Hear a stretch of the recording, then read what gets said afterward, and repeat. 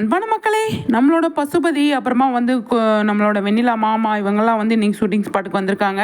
பயங்கரமாக அப்டேட் கொடுத்துருக்காங்க. என்னன்னு சொல்லி பார்த்தீங்க அப்படின்னா, அவங்க வந்து எனக்கு கொஞ்சம் நேரம் ஷூட் இருக்குது அப்படின்னு சொல்லிட்டு வெண்ணிலா மாமா வந்திருக்காரு. அதே மாதிரி பசுபதி ஷூட்டிங் ஸ்பாட்டில் தான் இருக்கார். பயங்கரமாக பரபரப்பாக போயிட்டுருக்கு. நம்மளோட மகாநதி ஷூட்டிங் ஸ்பாட்லேருந்து நிறைய அப்டேட்ஸ் வந்துக்கிட்டே இருக்குங்க. பேக் டு பேக் அப்டேட் வந்துக்கிட்டே இருக்குது. அதை அடுத்தடுத்து அப்லோட் பண்ணலாம். நான் கொஞ்சம் வெளியே போயிட்டேன், அதனால் வந்து இப்போ தான் போட முடிஞ்சது. நம்மளோட ஷூட்டிங் ஸ்பாட் அப்டேட்லாம் வந்து உடனே உங்களுக்கு வந்து இப்போ கிடச்சிரும்.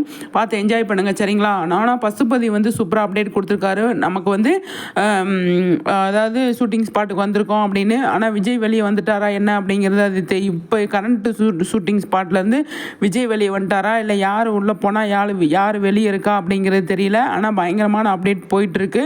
ஷூட்டிங் பரபரப்பாக பண்ணிகிட்ருக்காங்க. முக்கியமாக நைட் ஷூட் தான் அதிகமாக பண்ணுறாங்க அப்படிங்கிறது நான் கேள்விப்பட்டேன்.